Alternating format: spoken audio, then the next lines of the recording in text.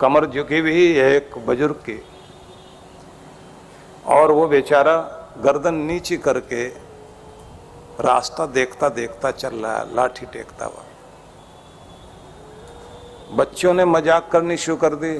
दशहरे के दिन थे, वो धनुष बाण लेकर खेल रहे थे, कमर झुकी हुई। तो बच्चे कहते हैं, बाबा ये कमान कितने में ली है? कमर झुकी हुई ना उनकी, ये कमान कितने में ली है?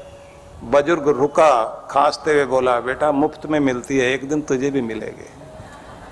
आज हमको मिली ना, मुफ्त में देता है ऊपर वाला। आगे फिर एक और बच्चा मिल गया, उसने कहा, बाबा कुछ खो गया है, कोई रुपया पैसा खो गया जो जमीन में देख देख के ऐसे गड़ा गड़ा के नजर चल रहे हो, कुछ खो गया है? इसी रास्ते पर आपको जाते आते देखा है, कुछ खो गया आपका जो इधर इधर ऐसे देखते हुए जमीन में आंखें गड़ा गड़ा के देखते देखते चल रहे हो? तो बूढ़ा आदमी ऐसे ही चलता है, बहुत देख देख के चलना होता है कि हड्डियां कमजोर हो जाती हैं। फिसल गया, गिरा तो बस उसके बाद सब पर भारी हो जाता है आदमी। इसलिए आजकल तो ये कहा जाता है बुजुर्ग आदमी को अपने मोबाइल फोन में टॉर्च रखनी चाहिए कि जिससे कहीं भी हल्का सा भी अंधेरा हो टॉर्च जला करके चले। बाथरूम में भी आसपास कुछ न कुछ ऐसे पकड़ने का सहारा बना के रखना चाहिए। और एक नंबर कोई मोबाइल में ऐसा होना चाहिए, इमरजेंसी पड़े तो फटाफट उसको आप टच कर दें तो नंबर मिल जाए। ध्यान तो रखना होता है। तो बेचारा आंखें गड़ा गड़ा के जमीन पे चल रहा है, बच्चे मुस्कुरा रहे हैं। क्या खो गया बाबा? कोई रुपया खो गया आपका, चांदी का सिक्का खो गया? तो उस बुजुर्ग ने जवाब दिया, हाँ बेटा खो गया। इन्हीं गलियों में इन्हीं रास्तों पे चलते चलते मेरा यौवन मेरी जवानी खो गई, बस उसी को ढूंढता फिरता हूं। तो मत खो देना, तो मत खो देना। जो करना है कर लेना, जिसके लिए दुनिया में आया है वो कर लेना। पता भी नहीं लगेगा कि कब काफूर की तरह सब कुछ उड़ जाएगा। जवानी बीतते हुए देर नहीं लगती। बहती हुई नदियों का जल बह जाए लौट कर वापिस नहीं आएगा। पेड़ों से टूट गए पत्ते तो फिर दोबारा डाल पर नहीं लगेंगे। वक्त जो हाथ से निकल गया वापिस लौटने वाला नहीं है। और किसी घर से कोई अर्थी चली गई तो जाने वाले की याद आएगी, जाने वाला लौट कर नहीं आएगा। बस यही है सच्चाई जिंदगी की, इसे याद कर लेना चाहिए। तो दया धर्म का रोखड़ा, ये जो धर्म का पौधा है नित्य बढ़ेगा, लेकिन दया का जल सींचना पड़ेगा। किसी का भी दुख देखो आंख में आंसू आने चाहिए। और फिर कहते हैं सतसो बढ़ता जाए। जिंदगी में सत्य है। सत्य मतलब सत्य को साथ में जोड़ दीजिए। सत्य वचन, सत्य कर्म, सत्य आचरण, सत्य दृष्टि, सत्य भाव, सब में सत्याचरण हो जाए। हर चीज सच्ची सच्ची, सच्ची खुशी, सच्चा प्रेम, सच्चा व्यवहार, सच्चा लेन देन और सच का ही बोलना, सत्य दृष्टि से देखना। रिश्तों में सच्चाई, हर चीज में सच्चाई, नकलीपन कहीं भी नहीं। क्योंकि जहां नकलीपन आएगा वहीं अशांति आ जाएगी। बनावट में अशांति है और सच्चाई में शांति है। नकलीपन में अशांति, झूठा दिखावा नहीं। जितना झूठा दिखावा करते चले जाओगे अशांति आएगी। और सच्चे को दिखाने की जरूरत भी नहीं पड़ती, बताना भी नहीं पड़ता कि मैं क्या हूं। सोने को हीरे को बताना नहीं पड़ेगा, उसकी चमक अपने आप कह देगी। फूल को अपनी खुशबू बतानी नहीं पड़ेगी। पत्ते कितना भी छिपा लें उसकी खुशबू उसका परिचय अपने आप देगी। आप कुछ बनिए तो सही, पूरी दुनिया सत्कार करेगी। तो कहते हैं सत्य से बढ़ेगा यह धर्म का वृक्ष। संतोष सो फूले फले। जिंदगी में आएगा संतोष, सब्र, उससे धर्म के पौधे पर फल लगेंगे। दादू अमर फल पाए, धर्म से जो जुड़ गया अमर फल की प्राप्ति होगी, अमृत मिलेगा उसको, भगवान की तरफ वही जाएगा। इसलिए आज से, अभी से जिंदगी को धर्म से जोड़ लीजिए। कितनी भी परीक्षा आपकी हो जाए, अगर जिंदगी में धर्म है तो परीक्षा लेने के लिए कभी यश जाएगा, मान जाएगा, कभी धन जाएगा, कभी आपका प्रभाव निकल कर चला जाएगा, कभी आपकी शक्ति निकल कर चली जाएगी। लेकिन जब आप धर्म को नहीं छोड़ेंगे तो यही सारी चीजें वापस आएंगे और आकर के कहेंगे जब धर्म तुम नहीं छोड़ रहे तो हम भी तुम्हें नहीं छोड़ने वाले, हमें तो आपके पास आना ही पड़ेगा। और धर्म वाले बन जाइए। इस दुनिया में धर्म वाले राज करते हैं। भगवान के शिवालय में जब आप जाओगे तो सबसे पहले आपको दर्शन नंदी के होते हैं। नंदी धर्म है। नंदी जी जैसे बैठे हुए उसे ध्यान से आप देखना, 3 पांव तो छिपे हुए हैं, बस 1 पांव उठा हुआ दिखाई देता है। कलयुग है, कलयुग में धर्म का 1 पांव उठा हुआ है, तो उसका मतलब क्या हुआ? इस युग में लोगों के अंदर वो धर्म कर्म नहीं रहा जो होता था। दान नहीं, जप नहीं, सेवा नहीं, सत्कर्म नहीं, हर चीज में दिखावा है। प्रेम में भी दिखावा है, लेन देन में आदमी ऐसा दिखाएगा कि जैसे सबसे बड़ा धनी है, लेकिन जैसे मांगने जाओ तो एकदम उसके सारे बगीचे के पौधे सूख जाते हैं। बस अभी अभी मैंने किसी को दे दिया, अगर आप थोड़ा सा पहले आ जाते तो फिर तो मैं आपको दे ही देता। बहुत तरह की बातें हम लोग करने लग जाते हैं, लेकिन मैं आपसे इतना कहना चाहता हूं कि इस दिखावे वाले संसार में शांति नहीं है। जैसे जैसे आप अपने आप को चेंज करते हैं तो उसी समय आपके साथ प्रभु की कृपा भी बदलने लग जाती है। अपने अंदर थोड़ा सा परिवर्तन लाइए तो उस परिवर्तन का परिणाम आप लोग देखेंगे कि भगवान भी आपके लिए बदल गए हैं, उनका प्रेम भी आपकी तरफ बढ़ना शुरू हो जाएगा। इसलिए परमात्मा की भक्ति में आपने बैठकर जाप भी करना है तो आपका सतयुग शुरू हो जाएगा। आपको सत्कर्म करना, सेवा करनी है। सेवा में भी दिखावा नहीं करना, क्योंकि दिखावे से आप भगवान से दूर हो जाते हैं।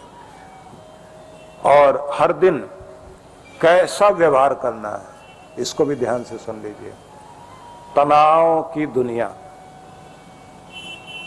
तो तनाव से शांति की ओर यात्रा करते जाना है। जैसे जैसे तनाव आए, लंबा गहरा सांस लेकर लंबे सांस छोड़ते छोड़ते मन मन में शांति शांति बोलते बोलते स्वयं को सहज करें, मुस्कुराने की चेष्टा करें और थोड़ा सा पानी पी लें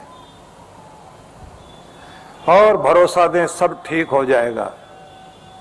भगवान है, उसका सहारा है, उसकी कृपा से सब कुछ ठीक होगा। तो तनाव से शांति की यात्रा करनी है और ये तब संभव है जब संतुलन बनाओगे, बैलेंस बनाओगे। जल्दी बैलेंस बनाने की आदत बना लेनी चाहिए। जल्दी से अपने आप को ठीक करने की आदत बनाओ। मतलब ये नहीं है कि बच्चों की तरह आप रोना शुरू कर दें, चीखना चिल्लाना शुरू कर दें। जिंदगी में सब चीजें होंगी, लेकिन जब आप हर रोज जानबूझ के जोखिम लेते हैं ना, और जब उस जोखिम का सामना करते हुए अपने रिस्क को सामने देखकर उसका सामना करते करते खुद को संभालते हैं, तो आपके अंदर हिम्मत आती है, वीरता आती है, बहादुरी आती है। तब आपको लगता है अब मैं जीत रहा हूं, तो आप डर पर काबू पाते हैं। जैसे जैसे डर से भागते जाते हैं, डर बढ़ता जाता है। इसलिए कभी भागने की चेष्टा नहीं करो, अपने आप को रोकिए, सामना करिए, शांति बनाएं, संतुलन बनाएं, सहज हो। सब कुछ ठीक होगा। गांधी जी जब छोटे थे तो स्कूल में पढ़ते पढ़ते एक दिन टीचर ने पूछ लिया, तुम्हारे माता पिता साथ में हो, जंगल से जा रहे हो, सामने शेर आ जाए, क्या करोगे? शेर हमला करने ही वाला है। मां बाप को बचाओगे, अपने को बचाओगे? क्या सोचोगे उस समय? गांधी जी ने यह नहीं कहा कि सिर पे पांव रख के भागेंगे, ये कहा कि मैं शेर के आगे आ जाऊंगा, अपने माँ बाप को बचा लूंगा, क्योंकि मेरे लिए मेरी जिंदगी प्यारी नहीं है, मेरे माँ बाप प्यारे हैं, मैं उनको बचाऊंगा, सामने आ जाऊंगा। जो सामने पड़ गया वो तो उसी पर हमला करेगा ना। प्रेम वाला व्यक्ति डरता नहीं है। नहीं तो वो लोग हैं, जब पूछा गया कि तुम्हारे सामने शेर आ जाए जंगल में क्या करोगे, बच्चा कहता है हम क्या करेंगे, जो करेगा शेर ही तो करेगा, हम क्या कर सकते हैं, जो करना उसने करना। क्योंकि डर आपके दिमाग को बांध लेता है, आप कुछ भी करने की हालत में नहीं रह जाते। जब भी डर आएगा, जब भी चिंता ज्यादा बढ़ेगी, आपका दिमाग काम नहीं करेगा, हाथ पांव सुन्न, दिमाग सुन्न, जहां खड़े हुए खड़े रह जाओगे।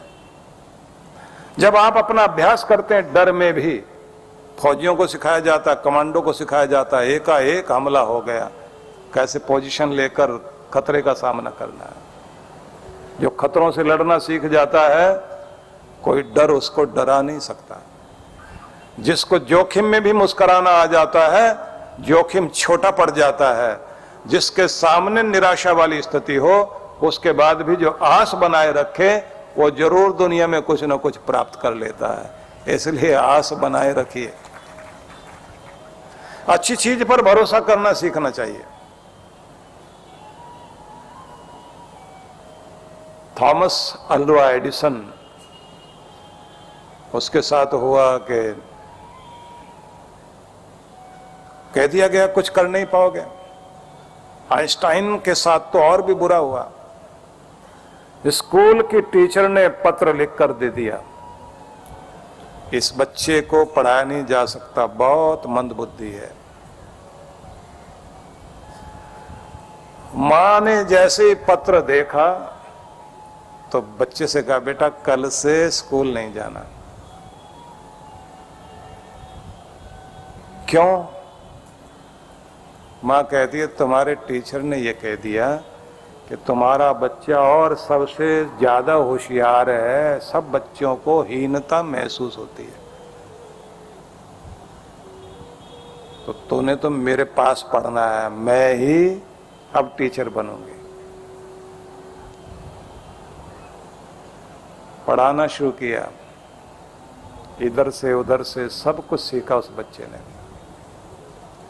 दुनिया का महान साइंटिस्ट बना। एक दिन जब बड़ा हो गया और महान साइंटिस्ट जिसकी इतनी थ्योरी पूरी दुनिया में बच्चे पढ़ते हैं, एक दिन मां नहीं रही तो उसने वो मां के सामान को ऐसे कुरेदना, उलटना पुलटना शुरू किया, तो उसमें वो पत्र था जिसमें लिखा था, तुम्हारा बच्चा मंद बुद्धि है, ये इस स्कूल में नहीं चलेगा, इसे घर ले जाओ। और मां ने अपने मंद बुद्धि बच्चे को कह दिया कि टीचर ने कहा था कि तुम इतने तेजस्वी और बुद्धिमान हो कि हमारे बच्चों को हीनता महसूस होती है, इसलिए स्कूल के बजाय घर में ही आप इसे पढ़ाइए। मां ने ये कहा और टीचर ने कुछ और।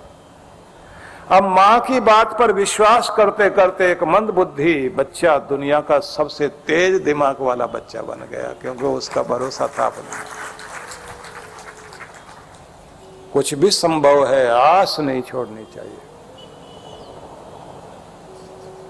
कोई अगर डॉक्टर भी कह देना ठीक नहीं होने वाला, तो भी ये उम्मीद रखना कि वो भगवान नहीं है। डॉक्टर को भी डॉक्टर जिसने बनाया वो डॉक्टरों का डॉक्टर तो मेरा परमात्मा है, मेरा इलाज अब डॉक्टर नहीं मेरा परमात्मा करेगा, उसकी कृपा काम करेगी। वो ठीक हो गए। निराशा मन में ले आए तो आप तो आधे रह गए। पहले निराशा बाली की तरह आधी ताकत छीन लेती है आपकी। चिंता तो आपको बांध के खड़ी कर देती है, वो तो ऐसी नागपाश है। नाग जो है अजगर, जब लपेटे में लेता है ना, जैसे सांस लोगे, सांस छोड़ना भी होता है तो फेफड़े सिकुड़ेंगे, तो वो जो है और कस लेता है। अब सांस लिया नहीं जाएगा, दोबारा फिर जोर से सांस लेने की कोशिश करोगे, फेफड़े फैलेंगे, जैसे सांस छोड़ा फिर और सिकुड़ के वो और कस लेता है, और आखिर में व्यक्ति का दम घुटना शुरू हो जाता है। चिंता ऐसा ही काम करती है, आपको ऐसे जकड़ लेती है कि सांस नहीं ले पाता आदमी, घुटन लग जाता है, घुटन होने लग जाती है अंदर अंदर। इसलिए ये ध्यान रख लीजिए, चिंता आए तो चिंतन को महत्व देना शुरू करो। जिंदगी में व्यथा आए, व्यवस्था पर ध्यान दो।